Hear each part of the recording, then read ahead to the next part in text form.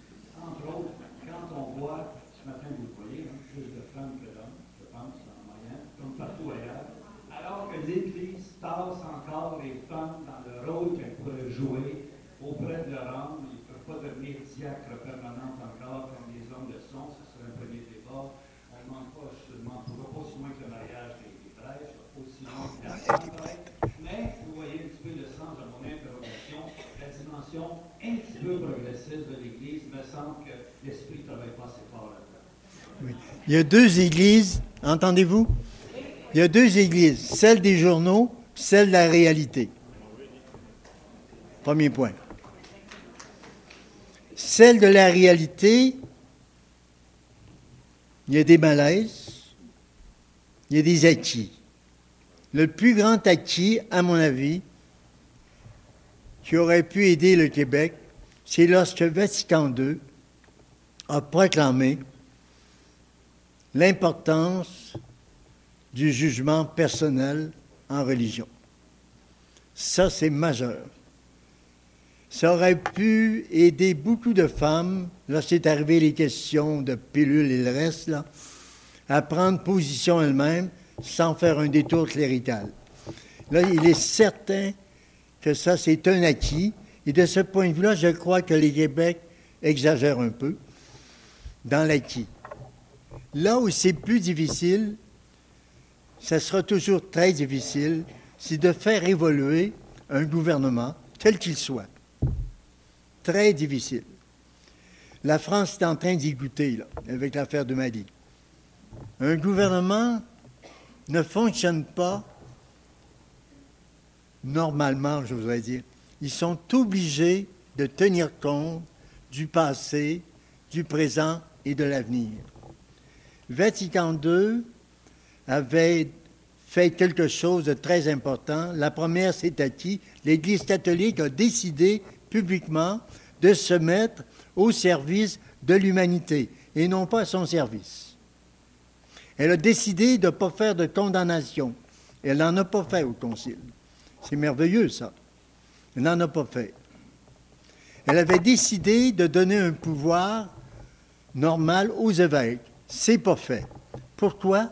Parce que le pouvoir public, d'abord, écoute le Vatican, traduit dans les journaux ce que le Vatican dit, puis le pauvre évêque local, il pourra parler, crier, personne ne va en parler. Il y a un désaccord, il y a un déséquilibre entre l'information et la réalité. Et là, c'est assez grave parce que s'il y avait de beau dans Vatican II, c'était que les évêques avaient leur dit, comme je ne suis pas évêque, hein, je peux parler librement, vous comprenez? Alors, ils avaient dit qu'ils meneraient leur diocèse, qu'il n'y aura pas besoin de passer par le légué apostolique, tout ce que vous voulez. Vous savez, c'était bien décidé, ça.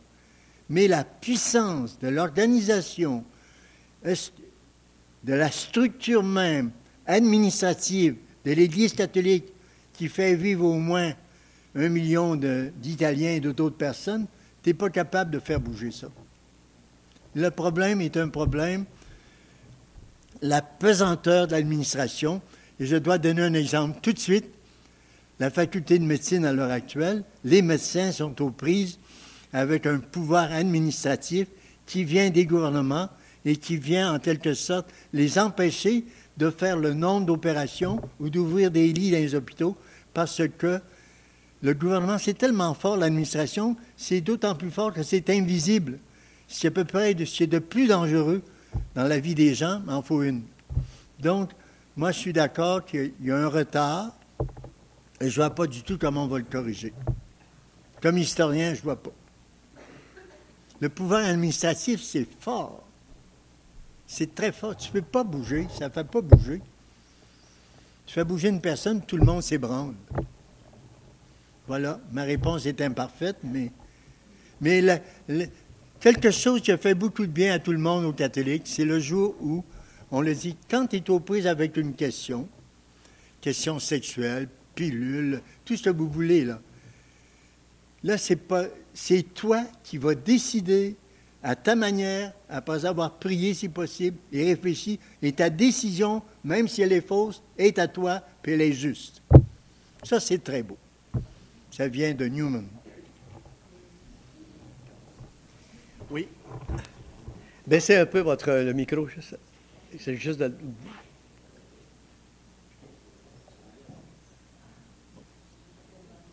Alors.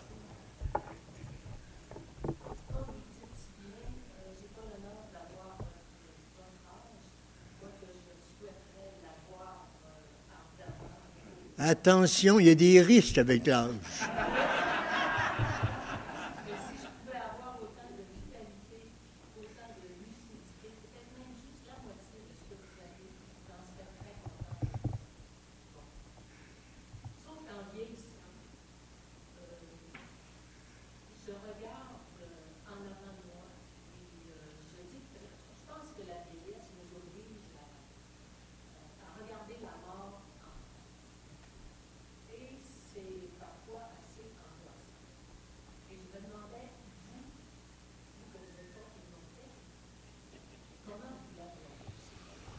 J'ai réglé le problème, madame. À un certain moment de ma vie, il y a toujours de ces sortes de circonstances, un moment pas facile. Non, je reprends ma phrase. Dans le message qui est le mien, que je retrouve aussi dans d'autres religions souvent, tu vis pour les autres. Tu vis pour les autres. C'est majeur. Si tu vis pour toi, tu te prépares à avoir peur de tout. Si tu vis pour les autres, tu te prépares à donner tout aux personnes que tu aimes ou que tu voudrais aimer. Ça, c'est une majeure. L'offrande est au centre de ma spiritualité. J'offre mon temps, j'offre ma vie, puis j'offre ma mort. J'ai décidé à un certain moment, j'ai lu ça, donc, c'est vrai, il faut que je signe je vais citer un jésuite. Ça, pour un dominicain, c'est fort.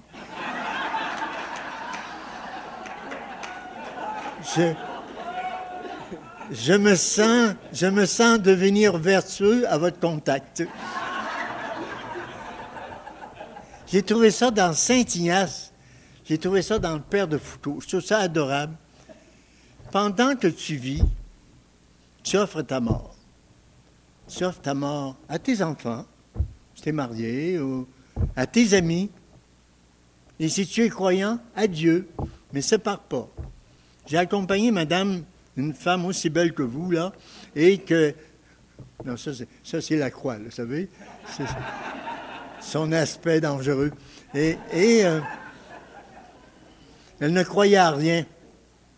Je lui ai dit, elle s'appelait Louise, tu crois à rien, tu as un cancer, tu vas faire venir Julie, avait eu une fille d'une façon étrange, tu vas faire venir Julie, tu vas dire, Julie, là, moi je n'arrache, je vais partir, tout ce que je fais là, je le fais pour toi. Elle a changé totalement, elle est devenue heureuse, ça m'a beaucoup frappé. Elle a fait l'offrande de sa vie à quelqu'un. Moi, j'ai offert ma vie, vous savez, à l'Église et à l'humanité. Pas l'Église tout seul. Parce que mon Église est au service de l'humanité. Donc, et à l'humanité, et je laisse faire. Je n'ai pas envie de mourir. En même temps, je sais que ça s'en vient. Hey, j'ai un pacemaker, moi, écoutez, là. Hey, je prends 3 pilules. Hey. Donc, je crois que votre question est très bonne parce que ça s'adresse à tout le monde. Pourquoi pas orienter tout de suite? Parce que c'est une réalité, j'oserais dire presque fatale, parlons comme les Grecs, que la mort. Et si tu l'offres à l'avance, le soldat qui s'en va à la guerre et qui aime sa patrie, il y va, vous savez, puis il le fait avec joie. Moi, j'ai vécu en Normandie où il y a eu des débarquements, là. Je sais toutes sortes d'histoires. L'offrande, c'est une richesse absolue. C'est un mot que je voudrais mettre à l'avant de tout actuellement. Merci pour votre question. Ça m'a permis de répondre quelque chose que je trouve important.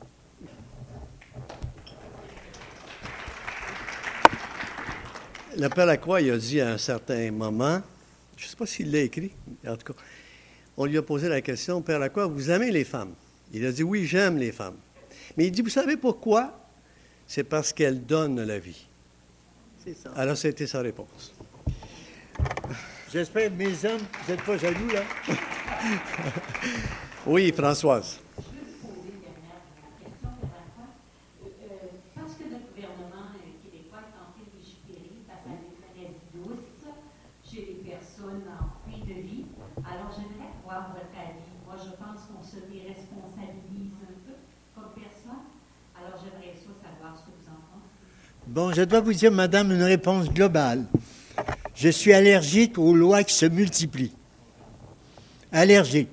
Et j'ai appris ça d'un vieil historien de l'an 2, après le Christ, Tacite, qui dit dans un pays où les lois se multiplient, nous avons des signes de décadence. Moi, je crois que le jour où on en appelle aux lois pour régir nos vies, on est dans un chemin de décadence. Ça, j'y vais, je me fâche, là, mais je ne suis pas méchant. Et j'ai peur.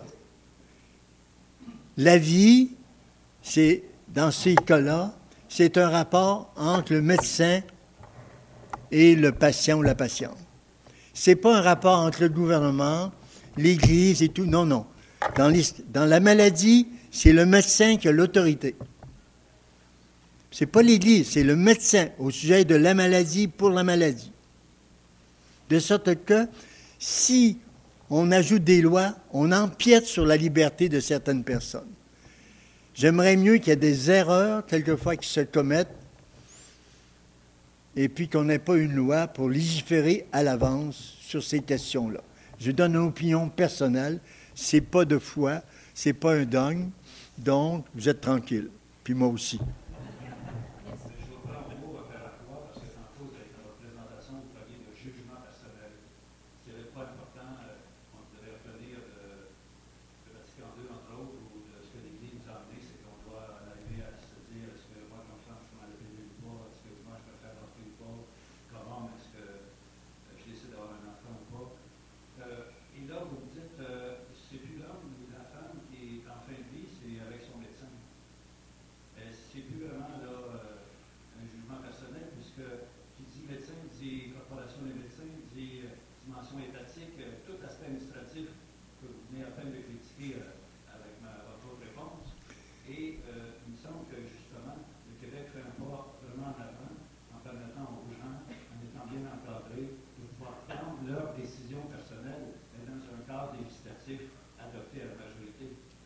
Oui, ça, je suis d'accord. Si une loi ne détruit pas la possibilité du jugement personnel. Les lois sont là pour nous et non pas pour elles.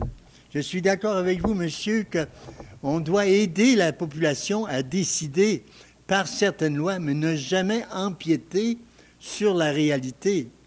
Vous parlez de l'avortement. Moi, j'ai vécu dans les universités, j'ai été mêlé à ces questions-là avec des étudiantes, tant et plus, si vous voulez, et c'est tellement cruel chaque fois, mais je crois que c'est très important que c'est la personne elle-même qui doit prendre sa décision, mais elle a besoin d'être éclairée. Ça peut arriver que le gouvernement, dans des situations aussi délicates, puisse donner son idée. Entre donner son idée et faire une loi qui, elle, devient ensuite risque la prison, non. Non, non. Never. Never mind. Père Lacroix, moi, en attendant que quelqu'un se présente, j'ai une question pour vous. Moi, j'aime ça. Et je vais faire en même temps, j'en profite, je vais faire la promotion. Dans les 2 livres dont je vous ai mentionnés, ce sont 2 personnes qui agissent comme intervieweurs. Et ils posent constamment des questions au Père Lacroix qui y répond. Et il y répond sur tous les sujets que vous pouvez aborder ce matin. Donc, si vous n'avez pas réponse à vos questions immédiates, je vous invite à les lire. Et j'en ai quelques questions que j'ai relevées, moi, là, parce que mais je ne les poserai pas toutes. Je vais vous en poser une. Vous avez dit dans un de vos livres, « Pour survivre en milieu global, je dirais mondialement, la minorité doit elle-même afficher un certain radicalisme. » Jusqu'où on doit aller? On est une minorité québécoise. On est une minorité de croyants. On est une minorité etc. Le radicalisme ne doit pas venir de la minorité en tant que telle, de des personnes qui s'identifient. Nous sommes des minoritaires. Je pense à beaucoup de parents dont les enfants sont, en quelque sorte, sont très loin des conduites de leurs parents. Les parents peuvent souffrir beaucoup, mais les parents ne doivent pas laisser tomber leurs convictions parce que leur fils aîné leur dit « tu es quétaine ». Hein? Qui est quétaine, c'est pas toujours clair. Alors je me dis, dans la minorité, il faut que les gens qui sont minoritaires sachent qu'ils sont minoritaires, qu'ils ne désirent pas, en quelque sorte, de toujours l'emporter. Ce que je reproche aux religions, ça inclut la mienne, à toutes les religions, et j'en connais plusieurs de près, c'est de toujours vouloir avoir raison. Ça me choque. Personne ne sait tout. Le pape ne sait pas tout. Le Christ n'a pas tout dit. Les apôtres n'ont pas tout raconté. Du calme. Du calme. Admettons qu'on ne sait pas tout. Admettons qu'on ne peut pas jamais tout savoir. Nous sommes des chrétiens en devenir. Nous ne sommes pas... Moi, quand je suis rentré en communauté, il ne faut pas que je commence à... Quand je suis rentré en communauté, j'entrais là pour être parfait. My Lord.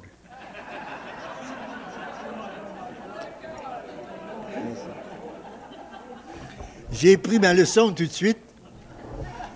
Nous sommes là pour devenir. Et moi, ce que j'aime à l'intérieur de mon Église, là, telle qu'elle, c'est de rencontrer des gens qui ont accepté non pas de tout savoir, non pas de tout décider, non pas de tout dominer, puis qui ont accepté d'être avec les autres et de travailler avec eux dans le devenir même. Le royaume de Dieu devient. Il est au-dedans de moi, mais il devient. Alors, en étant dans le devenir, j'accepte des incertitudes, j'accepte des craintes, j'accepte de ne pas être parfait, j'accepte que les autres ne le sont pas aussi. Ça m'aide beaucoup. Oui.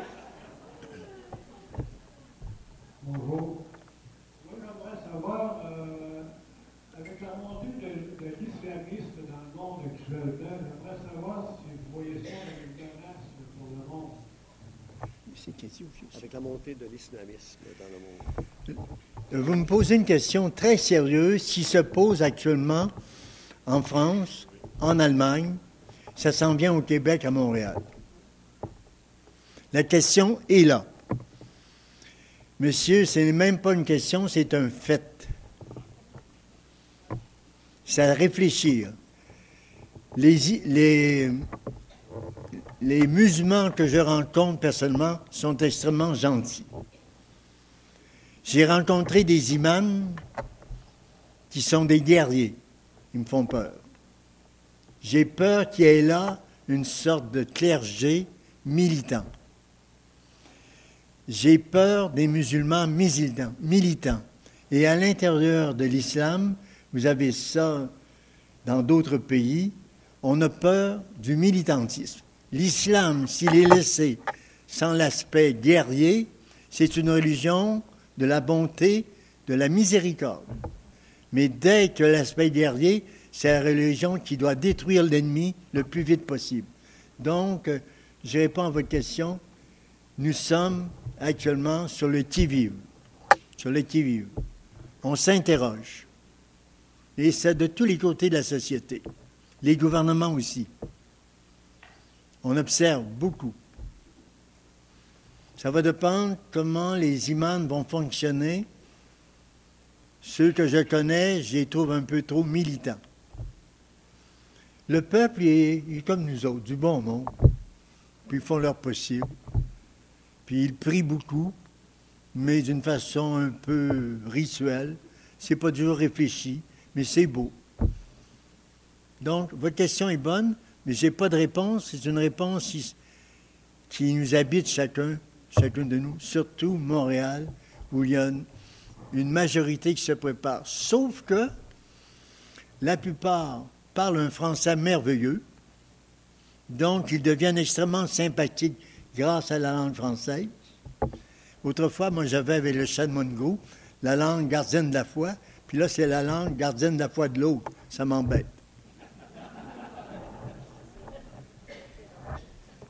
Alors, est-ce qu'il y a d'autres questions, des gens qui veulent? Il y en a. Alors, est-ce que vous voulez poser une question, monsieur, après? Alors, on va permettre une dernière question. Oui, monsieur.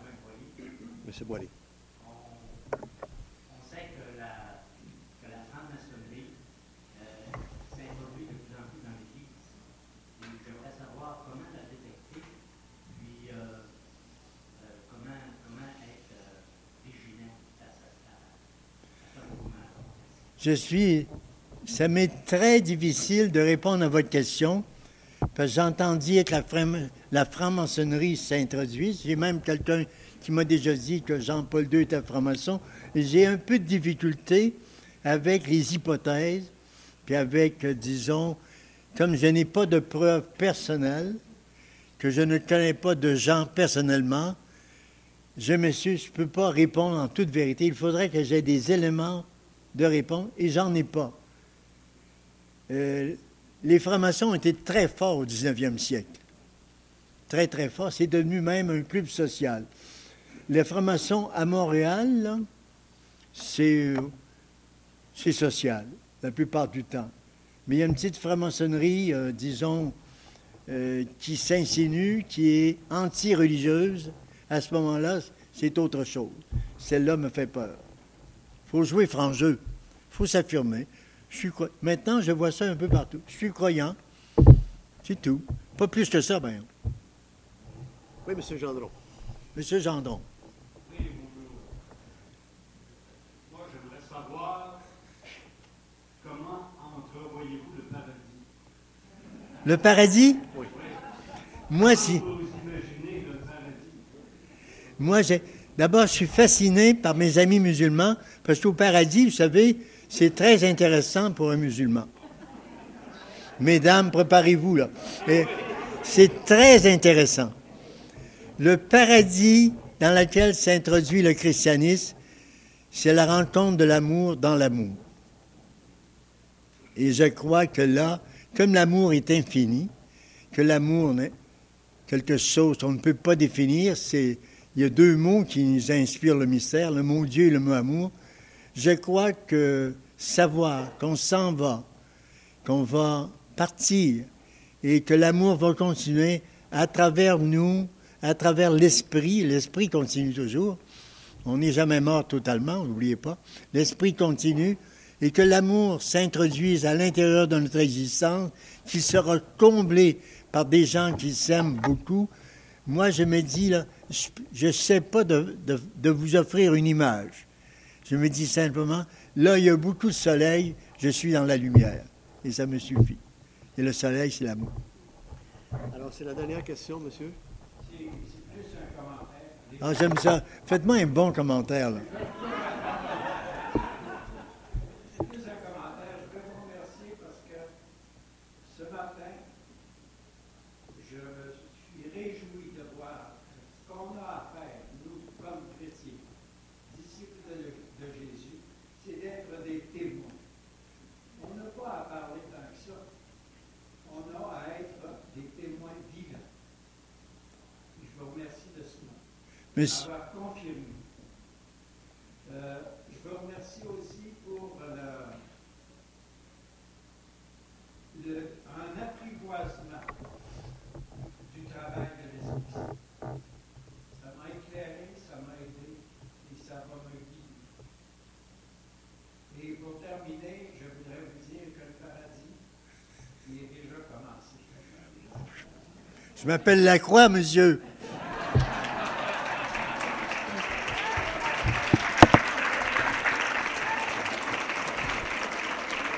Alors, je sais que Monseigneur Couture va être invité à venir remercier, mais je voudrais vous laisser sur une lecture que j'ai faite récemment. Peut-être que le Père Lacroix connaît cette personne. Il s'agit du philosophe français Gustave Thibon. Et Gustave Thibon a dit dans ses mémoires, et je le cite parce qu'il me semble qu'on peut y trouver un lien avec la présence du Père Lacroix et ce qu'il est. Il a dit à 90 ans, Gustave Thibon, « Je n'ai plus le désir, comme j'étais jeune, de m'annexer les êtres. Je me sens transparent. Et loin de l'exigence de la jeunesse, je suis devenu infiniment indulgent et infiniment capable d'admiration. »